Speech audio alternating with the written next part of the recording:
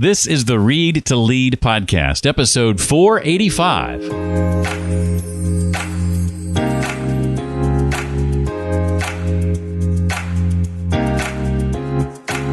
If I'm worried about what my neighbor who I get drinks with or my aunt or uncle think in making decisions about my career, I have a much greater chance of getting stuck because I reduce my possibilities. I reduce my options. Ever felt like you're stuck in a rut with your job? Or maybe you or someone you know jumped into college because of family pressure, gathering loans for a degree you're not even sure you're into. It's even tougher when you feel like you're backed into a corner, unable to explore new career paths. Hi, I'm Jeff Brown. This is the Read to Lead podcast, and that's our topic we're diving into today. Read to Lead is a podcast dedicated to your personal and professional growth, where each and every week I sit down with the author of what is often a brand new book, and we dive into that book and their unique insights on a number of topics. Today's guest is someone I've run around in podcast circles for the last 9 or 10 years and has become a friend of mine over that time. His name is Bryan Orr, and he's written a book called Unconformed, an Unbound and Unbridled Path to Unstuck Growth. Bryan and I will talk about why today learning how to learn is more important than what you learn, the importance of understanding the differences between expectations and standards, especially for parents, the value of learning through experience versus what is most often the way things are taught today, convenience, and much, much more. I cannot begin to tell you how much value is contained inside Read to Lead Plus, a part of the Read to Lead community online at jeffbrown.me. But you don't have to take my word for it. Bryan says, I love what you're doing with Read to Lead Plus. I watched your first guest expert training with Christina Curtis and thought it was excellent. I have her book now, and I'm looking forward to the rest of the year. Thanks, Bryan. And with regard to our monthly challenges, Michael said this is a great idea for a challenge. He's talking about our June challenge around self-promotion. He says, I've noticed that my strengths change over time, and I haven't necessarily done a very recent assessment of what my current superpowers are. Excited for the month. That's just the tip of the iceberg of the kind of feedback we're getting from members inside the Read to Lead community and from specifically Read to Lead Plus members. As a Plus member, you get access to a new business book summary every week, access to a monthly guest expert training, either live or you can watch the replay, access to a monthly Ask Me Anything led by me, access to monthly challenges, networking opportunities, and a chance to be spotlighted in front of the entire community of over 400 people. And all of that is just $9 a month, and you can even try it out free for 2 weeks. Just go to jeffbrown.me right now. Take advantage of that 2-week trial. Make sure you like it. And if you do, again, it's just $9 a month after that. jeffbrown.me for all the details. Bryan Orr is a business owner and father of 10 who has spent a lifetime embracing the challenges of entrepreneurship, family, and the skilled trades. As a speaker, writer, and mentor, he regularly discusses his experiences and insights about making a family business thrive in the modern world. He's also an advocate for the skilled trades as an alternative to the traditional college path. His new book is called Unconformed, an Unbound and Unbridled Path to Unstuck Growth. Well, Bryan, welcome officially to the podcast. I'm glad you're here, and I'm glad you let me know you had a book coming out because I loved it, and I'm really proud of what you've done. I've known you for a few years, and had a chance to see some of that growth, I guess. And to me, this is a treat having you on. I'm just really excited for you. Yeah, thanks, Jeff. I've been a fan of yours for many years, all the way back to the first podcast movement, and I've listened to your show for a long time. So it's really exciting and great to be here. I'm curious to know if you know New York Times bestselling author Dan Miller by chance. Yeah, I don't know Dan personally, but absolutely been in the same circles and definitely appreciated him over the years. Great guy. If you've not officially met him, I need to introduce the two of you because as I read your book, I kept thinking over and over and over about Dan and how Dan would just be loving this and eating this up. It's just right up his alley, and we'll get more into later why that is. But he's definitely somebody whose radar you need to be on if you're not already. Well, let me first kind of dive into talking about sort of your unconventional path through school to an eventual career and how you believe the options that your family gave you, your father in particular, but by extension, your grandfather and your uncle, that more young people need to be exposed to, frankly. Yeah. It was very unconventional. And it's so funny when people ask you questions about your life. And now when you have to write a book about your life, there's so many things you take for granted, like that. Oh, no, I mean, I'm sure everybody has that experience, right? And as I've analyzed it and had these conversations, because again, this isn't the sort of thing you talk about every day, you realize how unique my upbringing was. And so, from a very young age, being exposed to the skilled trades and a lot of conversations with my dad, who was very interested in the work that he did as an electrician when I was young and would talk to me about theory. And I had the kind of mind where I was always very curious. I loved science and I loved things like that, but it was more traditional. I had a good, solid elementary education where I was introduced to all the same things everyone else was, though I was homeschooled. But I was always very curious. And my dad was always have those conversations. But then in working with my grandfather, and literally working even at a young age, that's a key thing there. My grandpa, I talk a lot about him in the book. He's not the type of person who's a traditional educator. He didn't sit me down on his knee and go from A to Z through a topic. We would just dive in and do things together. And because he ran an aircraft salvage yard when I was a kid, so actually tearing apart old airplanes and traveling around the country with him, meeting new people and taking apart airplanes and working with him at an air show, I got to just experience a lot of things. And that at the time, and even kind of as I was working and in my working career, I never understood the connection between that experiences or all those experiences, those broad experiences, and some of the things that just came easy to me that other people didn't necessarily feel, especially as it related to just the confidence to take on things. That's a question that I've always gotten from people. It's like, well, what, and maybe implicit in that is maybe an insult, almost like, but what makes you think you can do that? Why do you, who gave you the right to take on this challenge or to do this particular thing? And in exploring these ideas and thinking about childhood education and the trades and careers and being unstuck, I've never felt stuck. I can attribute that to those early educational experiences that maybe didn't feel like education to me at the time, but in retrospect clearly were. Yeah, I would imagine hanging around at an air show wouldn't feel like education or school much at all. That sounds like a whole heck of a lot of fun. Yeah, it was. Especially as a young boy. And you graduated high school at an early age too. And some might think, well, gosh, this kid's super smart. He didn't go to college. He didn't just jump right in and become a lawyer or a doctor. Why not?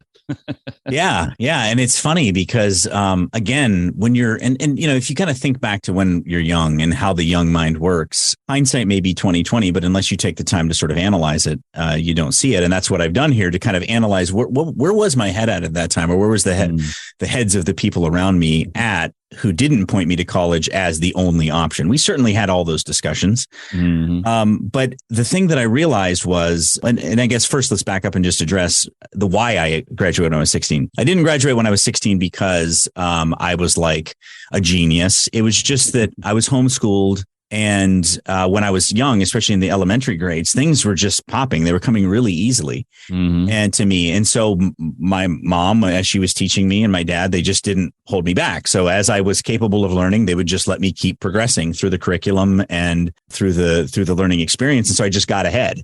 I got a couple grades ahead, and then I hit a period. And I think this is important for people to hear who maybe have bright kids or kids who it really comes easy for a while. I hit a period when I was 11 or 12 where it stopped being that way. Like it actually, it wasn't easy for me. And I think it's, you start to change. I think your brain gets flooded with all these chemicals and it wasn't easy for a little bit. And then it got easier again, but it wasn't this straight linear path of like brilliance. It was a bumpy road, but when I hit the point where I'm 16 and I'm done with high school, and that conversation that I had with my father that I still specifically remember where we were sitting and the entire thing was very formative for me, because as a college educated guy himself and somebody who had also worked in the trades, his perspective was super unique. And it was that you don't necessarily have to start with college. You can start by developing hard skills that you can actually apply no matter where you go. And then you always have that. And that's been his perspective that he shared with me and my siblings and a lot of other people. And while it isn't necessarily the only way, it was a way that worked really well for me, because the idea of now going into a structured educational environment and not being able to experience the tactile real world experiences that I was so used to, having worked with my grandpa and worked with my uncle and all these things, that just didn't seem like what I wanted. The idea of going and spending a lot of my time in a classroom doing coursework or in studying a book, as much as I love those things, and I really do, I still do. I love to read. I mean, heck, I'm on one of my favorite podcasts, the Read to Lead podcast. I love that stuff. But the idea of taking away that really, being able to solve real problems with my hands wasn't something I wanted to do. And so I made the decision to go into trade school. And for me, that I believe was the right choice. That trajectory reminds me so much. You talked about school and coming easy and then it not. I so identify with that. That happened for me as I was a freshman in high school. Right when the grades start counting for college is when I began to struggle. Went to college right out of high school, lasted a couple of years and dropped out for 3 years. That's when I fell into doing radio. Then eventually went back and got a degree. I thought it might be helpful to have just a general business degree, but I had no business being in college at 18. I just was not ready. And I won't say those 2 years were what my parents might say the money was wasted, but I won't say those 2 years were ultimately wasted. But I so wish I would have done it a lot differently than I did. That's for sure. Expound on what you mean when you say that learning how to learn is more important than what you learn. Yeah. And first off, I want to say, I don't know that this was always true.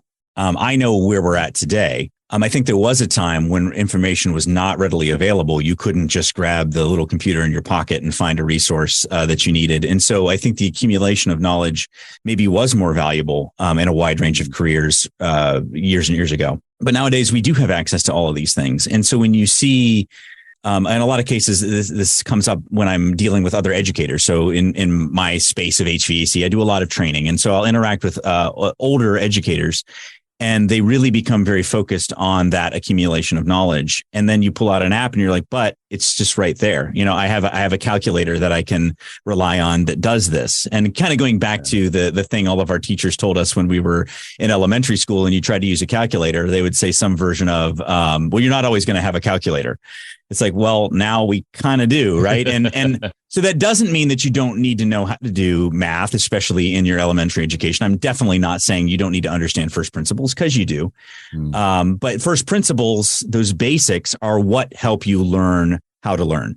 But then from there, you become, we talk a lot about in the book about autodidact, and I'm sure we'll talk more about that, but somebody who knows how to go out and find what it is that you need when you need it. That just-in-time education model is really what our society is built on now. It's how we can move so quickly and so nimbly. And those skills of being able to learn what you need to learn when you need to learn it translate directly to careers. So not only is it fun for somebody like me, at least, to always be learning and to always be going to resources, using those first principles, those basic concepts to be able to interpret new resources, but it's really what the workforce demands in most cases today. Now it's not calculators so much as it is, I think, artificial intelligence. Yeah, for sure. Educators are shaking their fists at. Right. So we're going to talk a lot more about young people, and those listening who have kids are certainly going to be perking up to that discussion. But also there's that issue of, well, I'm already in the workforce. What's the message in this book for me? Maybe I have kids, maybe I don't. It is a challenge when you read the book, because I do bounce back and forth between those two topics quite a bit. But I also think that a big thing that works in terms of thinking about how you can get unstuck is connecting with that younger version of yourself. Like going back and kind of unpacking the journey that you've been on can help you understand maybe why you're in a position where you feel stuck now. And one of the kind of fundamental things that I address in the book is this idea that being stuck or unstuck has absolutely nothing to do with a piece of paper. And I'm not down. When I say piece of paper, a lot of people hear that as me saying that I'm speaking ill of their degree or saying that that's not valuable. And I absolutely think it is. And I address that in the book. I think it's great when people show dedication and learn something and actually go through and receive a degree in something. But what we do know for sure is that once that you have that in hand, that's really just the starting point. And recognizing that pursuing curiosity and being open to take full responsibility for the rest of your journey is what makes all the difference. And that goes back to when you're a kid, shotgunning before you laser, being willing to just try and experience a lot of things and not being afraid to do that, not thinking that you're somehow going to get stuck by trying something new or doing something that maybe you traditionally didn't think was so prestigious. Mm-hmm. A lot of times we limit ourselves when we're looking at prestige or we're looking at things that seem fun to talk about at a cocktail party. But a lot of times the greater opportunities or things that you may be rewarded by are things that maybe you didn't even know existed, and you're not going to find them unless you're willing to move laterally and open your mind to different possibilities, which is, that's fairly broad and fairly woo-woo, but this comes up a lot. I podcast about HVAC, and I talked about this at a podcasting conference several years ago, where when people ask what I podcast about now, and I say HVACR education, they're kind of like, oh, okay. That's okay. That's nice. It's not exciting to people to hear about. But the reality is that there are hundreds of thousands of people throughout the world who consume the content that I create. And it's super rewarding. It's really fun to do that. But if I'm worried about what my neighbor who I get drinks with or my aunt or uncle think in making decisions about my career, I have a much greater chance of getting stuck because I reduce my possibilities. I reduce my options. And if I'm not mistaken, part of your story with that podcast includes having a few employees find you through that podcast, through listening to your show, right?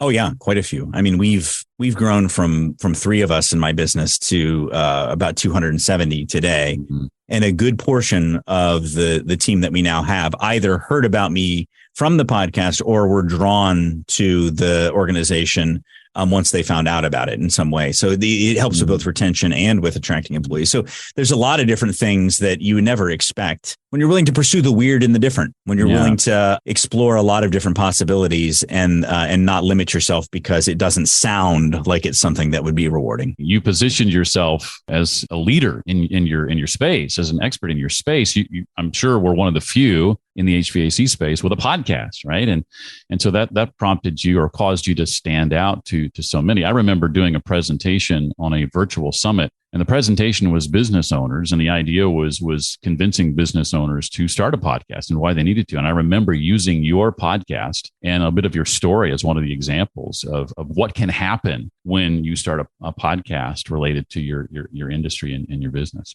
Talk a bit about the difference that parents especially need to understand. And I loved how you laid this out in the book, between expectations and standards. How are these different, and why is it so important to understand that difference? So huge. It's one of the things that I think about most and also fail in most as a parent. So it's really important when I'm talking to my team, because I've given them the book and when I hand it to them, I always say, okay, just to be clear here, I am not saying these things in this book saying that I'm perfect at these things. These are all works in progress for me. But one thing that I found about expectations and standards, and you can actually, as you hear those words, I would encourage you to kind of think about that. Somebody who is maybe in leadership over you, if they have high standards or if they have high expectations, how do those things feel different? Expectations are personal, and they are connected to both potentially criticism and disappointment. If somebody doesn't meet your expectations, then the only thing you can do is be disappointed, right? That's the natural extension of that. Whereas if somebody doesn't meet the standard, well, you're just all still working towards the standard. The standard is about us. It's something that we are all working to achieve and probably never fully will, right? We're all constantly driving towards this. If you imagine kind of looking out in the distance and you're all walking towards a point, that's what a standard is. It's this thing that we're all working towards and walking towards. And I'm holding myself to it, and you're holding me to it, and I'm holding you to it. And we have this agreement, if you will. Whereas an expectation is something that you put on somebody else. And I think we all know, it's interesting if we think about our parents, whether we had good parents or difficult parents, whether the situations were easy or challenging, we all can look back and think about times when we had expectations placed on us. And our reaction to those expectations is very rarely healthy. It may have achieved an outcome in terms of our behavior that people wanted, but how we internalize it and how we process that was almost never healthy. Versus saying our standard here is that you are a person who treats other people the way you want to be treated. Things like the golden rule, things like love your neighbor as yourself, things like you treat people with respect, regardless of their background or creed, things like that. Those are all standards, and they tend to be bigger, and they tend to be something that we're all held to, versus things like like careers with kids where expectations can creep in really quick. Like, you're going to college because I didn't get a chance to go to college, and you're going to have the life I never had. Right. Yeah. It's well-meaning. It's not, there's nothing, people aren't doing that because there's something wrong or broken in them. They do it because it's very natural to do that. And it's very natural to feel that way. But that pressure very rarely leads to great outcomes with kids, versus saying, here's the thing we're all walking towards. Now let's figure out what that means for you. And let's individualize how this standard applies to your journey. I identify with that as well. My father, especially, and this was good in so many ways. He's not with us anymore, but he was very much about providing things for us that he never had. He had an 8th grade education, grew up very poor, helping his father on his tobacco farm, spent his entire life as a manual laborer, and just, bought me my first car, wanted to make sure I went to college, all those sorts of things. And this is where I think you and Dan really align, and why I mentioned him earlier. I remember reading something Dan wrote regarding seeing this marquee in a high school that said, 94% college placement or something like that. The high school was touting the percentage of students who'd graduated who were going to go to college. And Dan's response to that was, how sad, right.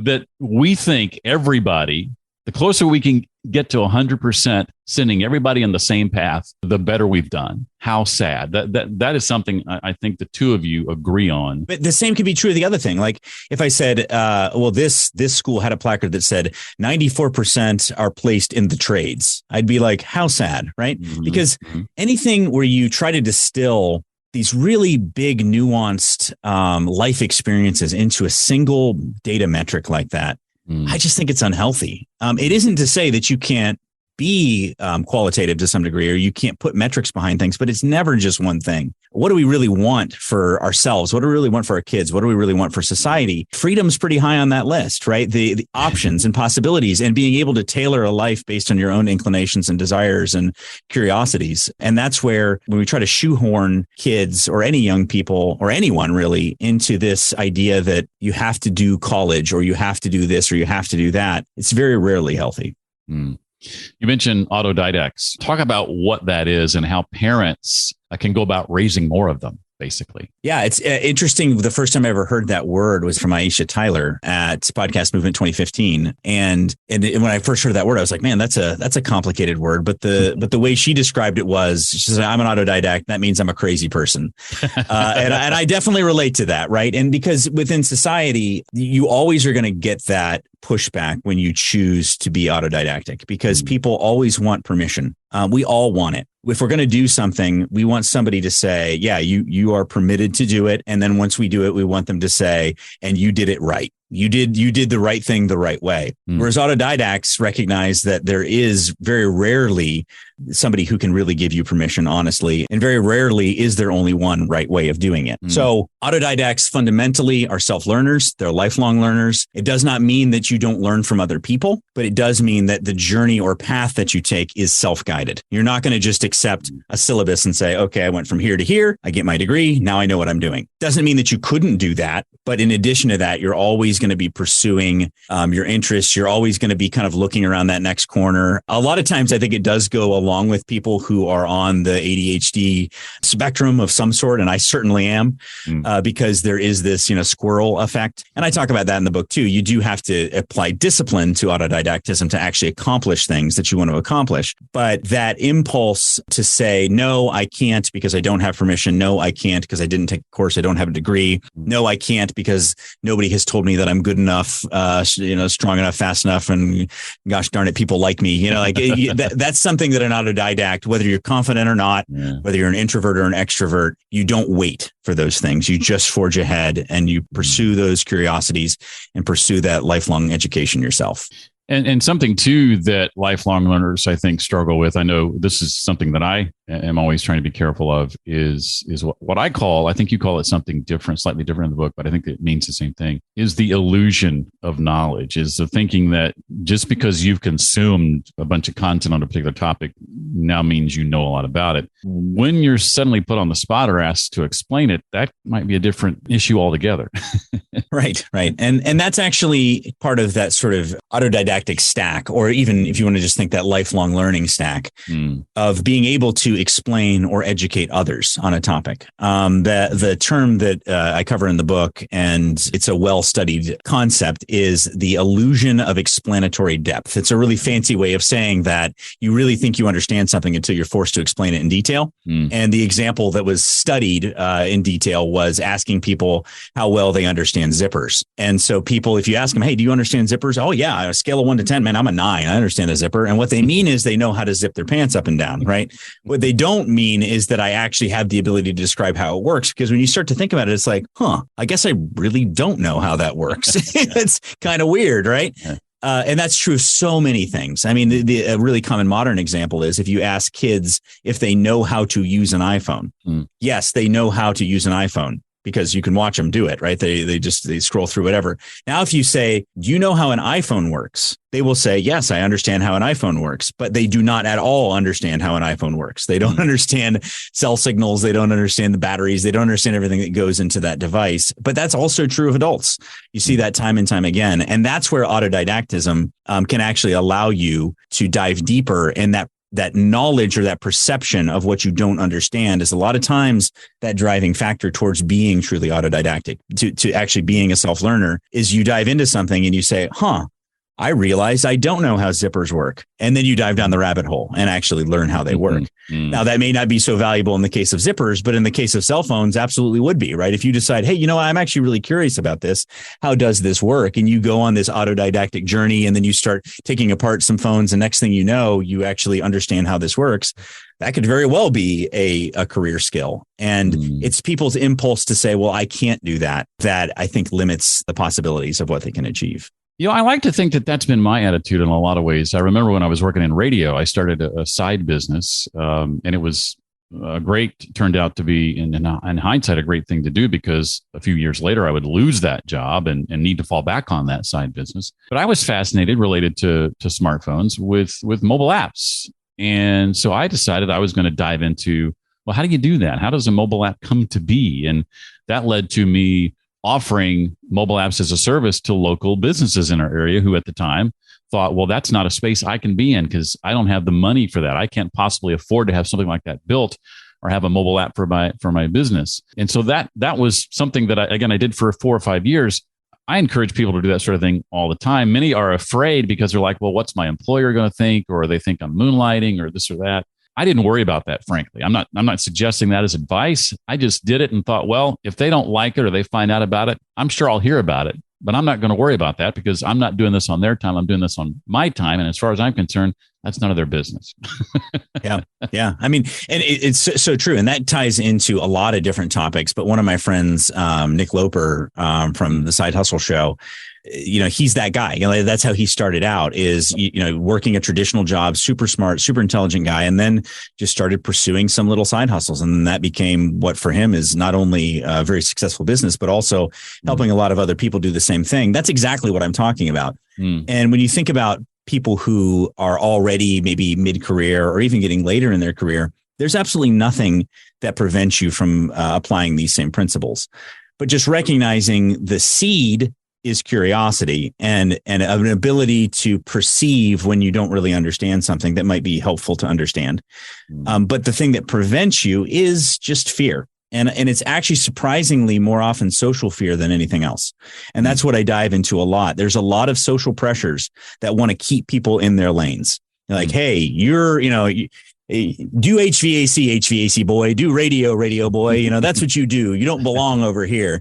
And that's not good for us to put on our kids. It's not good for us to put on ourselves. If you shotgun and you get curious about things, you're going to notice pretty quickly whether or not there's something in it for you, whether or not this actually has legs and you can run with it. And if not, give it up, move on to the next thing. That's fine. But it's absolutely possible that it may be something that becomes a huge part of your life, like podcasting was for me. I mean, before we started this, we were nerding out on gear and the stuff that we used to do. And because we talked about this back in the day, And that's what led to not only possibilities in terms of podcasting and what I've created there, but also in terms of public speaking, getting comfortable talking, getting comfortable with your own voice, getting comfortable with, all those things, getting comfortable with editing. I learned a lot of that from you. Those are things that now translate into a wide array of other possibilities that are now opened up, because when the opportunity arose and I was interested in it, I didn't say, well, but who can give me authorization? I wasn't looking around for social proof before I went ahead and just pursued what I was interested in. And you mentioned in the book not being good at one time at small talk. And I remember first meeting you. Well, actually, you were quick to remind me that I forgot the time that I first met you, because the second time I met you, I thought it was the first time I met you, but it was not. But I remember this shy guy, this very, quiet person, it seemed to me at the time. And then reading in the book about these different conferences you've spoken at and panels you've been on, I'm like, you go, man. You're like out there. You've worked on 99% Invisible podcast and This American Life podcast, and it's just amazing all the things that you have done without worrying about where you, quote, like you said, you should be, and worrying about people saying, or in your own head thinking, I have no business doing this. You just do it. Yeah. And that certainly doesn't mean that there isn't a continuous state of imposter syndrome, like this feeling of, maybe I'm a poser. But then you start to realize that's what everybody experiences. And that recognition that I'm not even going to live up to my own standards when I do this. That goes in the book. I quote Ira Glass and his whole kind of talk on the tension between taste and quality work, and how it really requires you really need to have good taste in order to start in the first place. But that same good taste is what prevents you from being happy about the work that you're producing, right? Which makes you feel really bad sometimes about what it is that you're doing. And a lot of people think that it's confidence or maybe even ego that drive people forward who do this. But I can tell you that's not the case. There are extroverts who practice this stuff. There are introverts. There are people who are very comfortable in social situations, and there are super awkward folks. There are people with a lot of natural confidence and those with very little natural confidence who can be autodidacts and who can kind of follow the things that I discuss in this book. And that's true if you just look at the different people who I point out. There's a wide sliver of humanity that participate in this way of being unstuck, this way of being unconformed. But the central belief system that allows you to do it is that it's okay, right? It's okay if I feel uncomfortable. It's okay if my work isn't perfect. It's okay if I don't have approval and authorization. It's okay if I don't have people constantly telling me that I'm good enough. That those tensions that we feel, some of us are going to feel them more. Some people are going to forge ahead, and making a mistake isn't going to bother them. If you're like me and you're pretty neurotic, when I make a mistake or when I'm not happy with what I produce, it bothers me pretty deeply. But that doesn't prevent me and many others from moving forward and taking that next step and continuing down that path. You don't let the resistance stop you from moving forward. There are a lot of folks who listen to the show who are in the education space, whether that's traditional, K through 12 or college education or some other facet. Something you point out that I think is worth mentioning in the book is, and you touched on it briefly earlier, and I'd love for you to expound on it a bit, is this difference between learning through experience versus the route typically taken by our educational system, which is a more convenient route. Yeah, it's always more convenient to talk than it is to do any other type of education, right? And again, this is rich coming from me, teaching HVAC through a podcast, right? I get it. Like there's absolutely value in lecture type format and in people who are really good verbal educators. Absolutely huge value. But what I state in the book and what I believe deeply, because I've experienced it both in childhood education and in adult education, is that people have to have a mental model that supports the words that are being said. And the fastest way to generate a mental model for most people is to have a tactile experience. And so it's flipping education on its head, where I would much rather, if I'm going to teach, somebody about an air conditioning compressor, I would much rather have them tear apart an air conditioning compressor and see what it looks like before they understand what it does. And that's weird to a lot of people. It's like, well, why wouldn't don't you need to understand it first? Well, otherwise those words have no form, have no tree to hang on, so to speak. All of those words have to have some sort of backbone. Now, you can use other metaphors and similes that can help get people there. You can say a compressor is like this or like that, or the example I use is electricity. Electricity is like water flowing through a pipe. That's great, especially for things that you can never see. But if you have the opportunity to have a tactile experience to start that kind of understanding, I think it's really, really helpful. Now, adults who have had a lot of experiences in their life, they may not need to have that because they already have a lot of things they can draw from, which makes metaphor and simile a little bit easier. But we're dealing with a generation now of kids who don't have those same experiences, who did not change the oil in the car with their dads, who do not know how to change their tire. And so there's a lot of the world that is a gigantic mystery to them.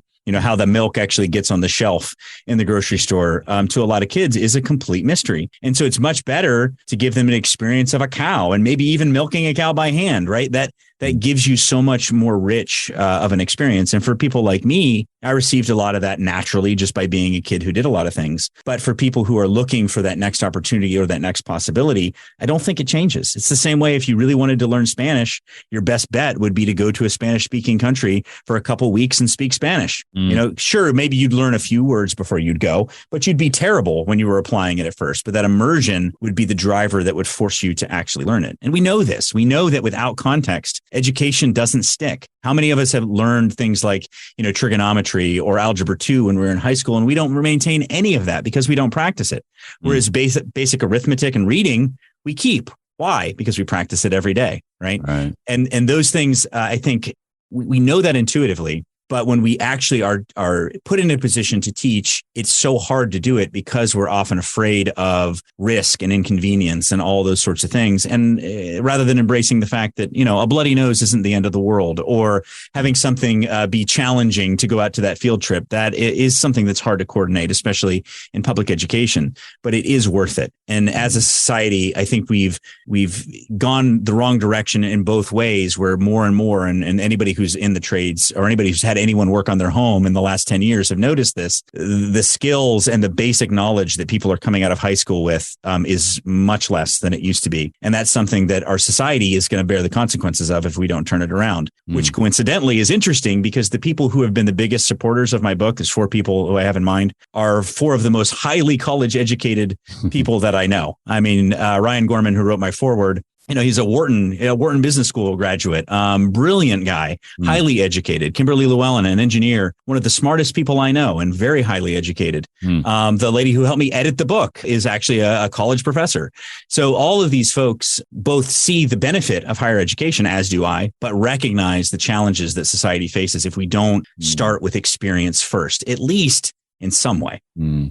And going back to the trades for a second, and you touch on this in the book, because we're so funneling our young people to college, we don't have quote unquote quality individuals, or as many quality individuals as we would like in the trades. And the demand is outweighing the supply. And I see that affecting the costs of the things that we need, that HVAC repair person or what have you. What's your experience tell you there? Yeah, it's 2 different pieces to this. So you identified one half, which is that when we take our smart kids in the system and we say, hey, you're smart, go to college, right?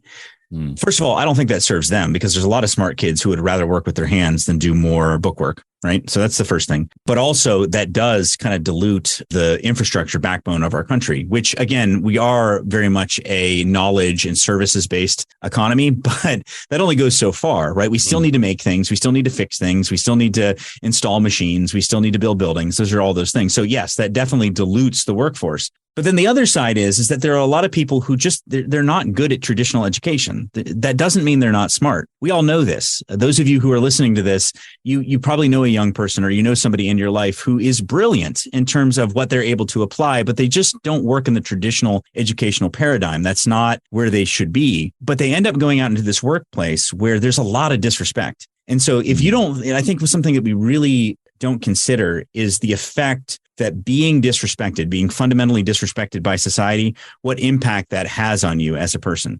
So I think it's both ways. I think sometimes we don't have as many good people in the trade, but just as much, if not more, people end up in the trades and have to bear disrespect and kind of reductive thinking towards what their contributions are to society. And that results in a lot of mental health challenges and a lot of physical breakdown that leads to discontent, frustration, and a lot of those issues. I see a massive mental health and substance abuse issue in the trades. And I think it has as much to do with the fact that the trades did that to people because of some of those lack of respect and those societal pressures, and even just expectations of how much they should work. I mean, your average tradesman nowadays is working 50, 60, 70 hours a week in a lot of cases just to try to keep up with the burden. And the way that society talks to those people is just kind of like, well, hey, you didn't show up on time. What's your problem? Like what you need to do what you're, why aren't you doing what you're supposed to do here? And by the way, you're charging me too much and I'm unhappy about that. Right.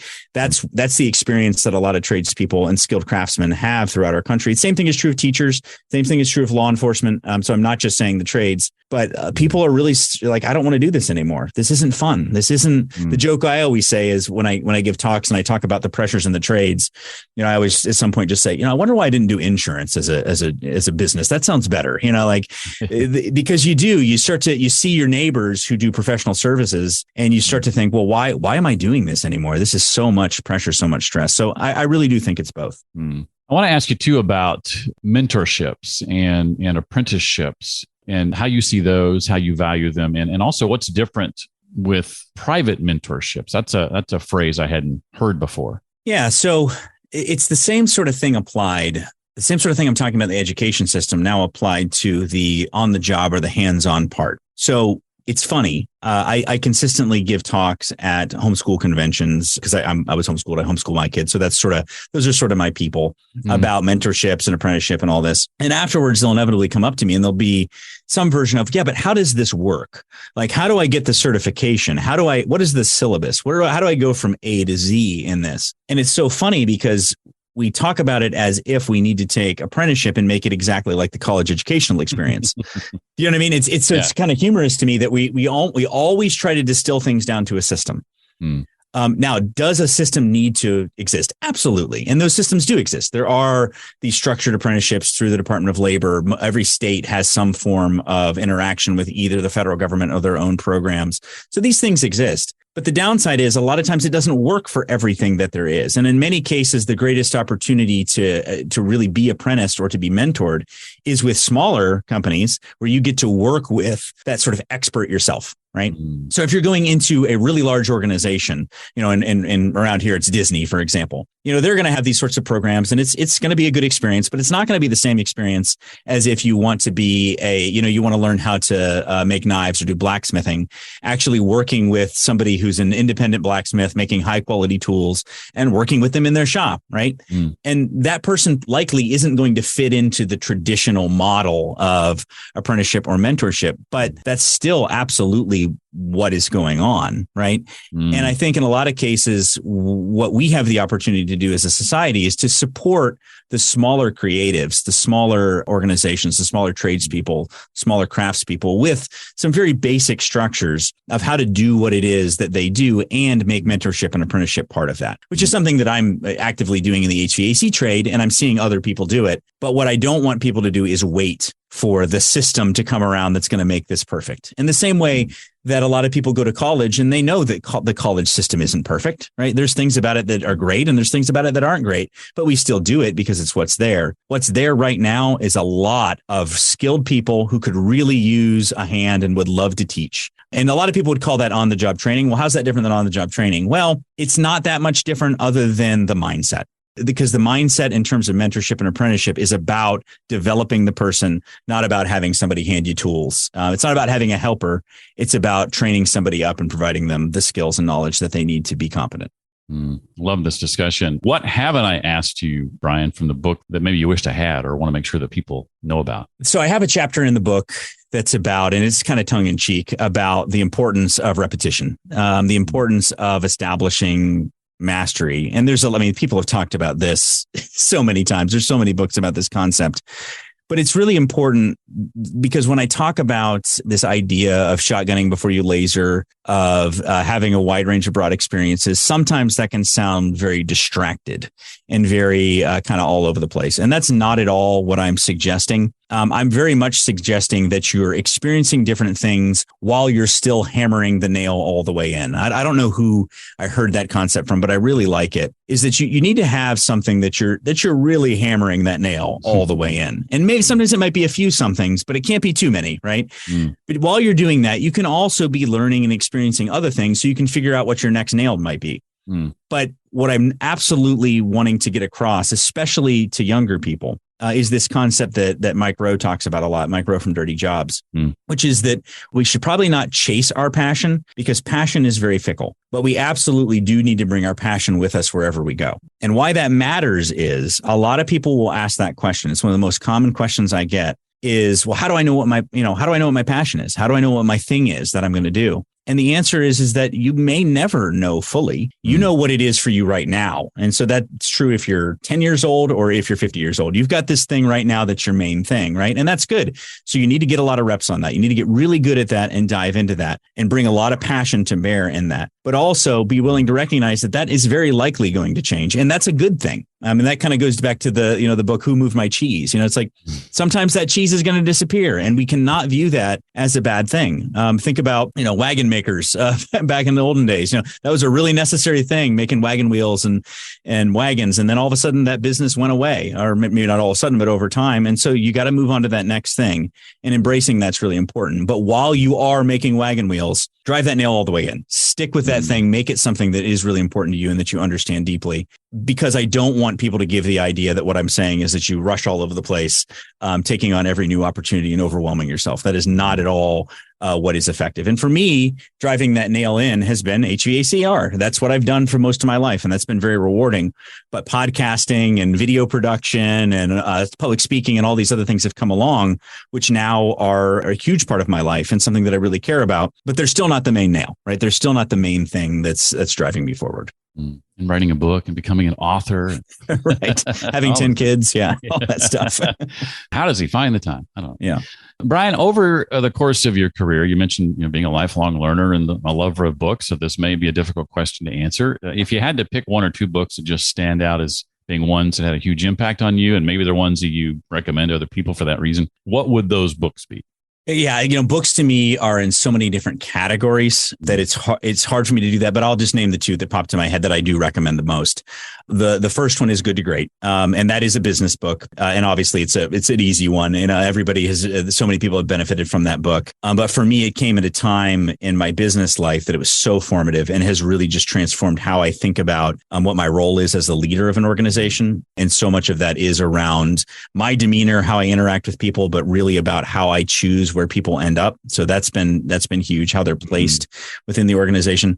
Another one is Anti-Fragile. And Anti-Fragile for me it doesn't directly connect with so many of the things in my book, but in sort of esoteric ways, it really does. This recognition that disorder is something that we're all going to face, and being able to improve when disorder arises, taking those opportunities to make that next step forward is huge, and has been a really big part of my career, because eventually so many things that I have done that haven't been the main nail have failed. Meaning at some point I give up on it as I'm not doing it anymore, and being okay with that, being able to see that as part of that sort of anti-fragile journey. Yeah. And I looked down as you were talking, because over here somewhere is Anti-Fragile, the book I'm in the middle of reading. I haven't finished it yet, but it's a long one. It's got a lot of words, but it's a good central message. I do a cohort called Note Making Mastery, currently in its 5th iteration, started a year ago.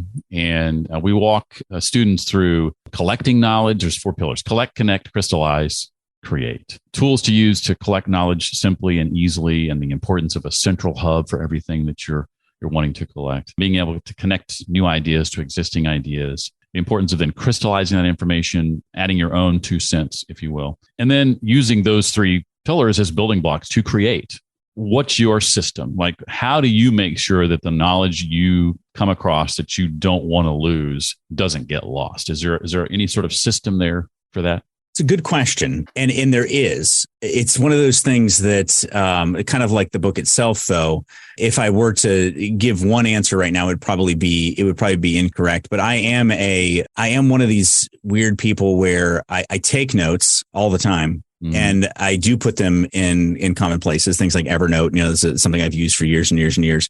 But what I find is I actually don't reference it as much as I would imagine I would. I don't end up going back to it as much as I thought I would. I do at times, but just the act of doing that somehow allows me to retain it. And it feels like everything is occurring in these like slowly, rather than it just being a straight line. Imagine like you're taking these circles, and as you make these circles, you're kind of moving forward. This is back to my kind of silly cartoons in my head that I talk about. But I think a lot in terms of like electrical theory and electromagnetic sine wave and all that. But it's like, you have these circles, and as you're making these circles, they're advancing forward. And that's what I find a lot as I return to my notes that I've made over the years, is there's these central themes that just become, like you said, crystallized. They become more and more clear as I move forward, and they become more and more me. They start off as like somebody else's idea. And if you look through my book, I mean, like the concepts in each chapter are covered so many different places, but only through kind of marinating in those ideas and making notes about them and kind of following those concentric circles forward, does it really become me, my voice, what I want to say. And it is, like you said, it's what you said it perfectly. Those steps are exactly what it is, because it ends up then in creativity at the end. At the end of all that, now it's something that is yours. Now it's all these other people who you pay homage to and who have been a part of that story, but it does become your own voice. Yeah, I think everything is remixing. There's not much new under the sun anymore. And I can throw out a bunch of cliches here. We all stand on the shoulders of giants, et cetera, et cetera. But I really think at the end of the day is none of us are producing anything that wasn't influenced by other people. Right. Yep. And so I think it's all sort of remixing. Well, the book again is called Unconformed, an Unbound and Unbridled Path to Unstuck Growth. It currently has 28 reviews on Amazon, 27 of which are 5 stars. I am currently attempting to seek out the one person who did not leave a 5-star review so I can slap them in the face. No, I'm kidding. I don't know what that person was thinking. But anyway, good on you, Bryan. I'm so excited for this book. I know you've got a couple of more in the works, so I'm curious to hear about those when the time comes. But thank you so much for being here. Thank you for writing this book, and wish you nothing but success going forward. Thank you so much, Jeff. It's a great honor, and I really value your friendship and everything you put out in the world. So much appreciated. I hope you enjoyed my conversation with Bryan as much as I did. You can find out more about him, check out those links and resources we talked about, connect with Bryan on social media, and more at the show notes page for this episode, which is found at readtoleadpodcast.com/485 for episode 485. Remember that other website I talked about if you want to check out for free what it's like to be a member of the Read to Lead community online. It's all at jeffbrown.me. In a couple of weeks, I plan to welcome Kelly Thompson, who's written a book called Closing the Confidence Gap. And next week's schedule includes a visit from author Paulina Marinova-Popliano and her book, Hidden Genius, The Secret Ways of Thinking That Power the World's Most Successful People. I loved this book. That's next time on the Read to Lead podcast. Well, that does it for this week. Hope to see you next time. Until then, remember, leaders read and readers lead.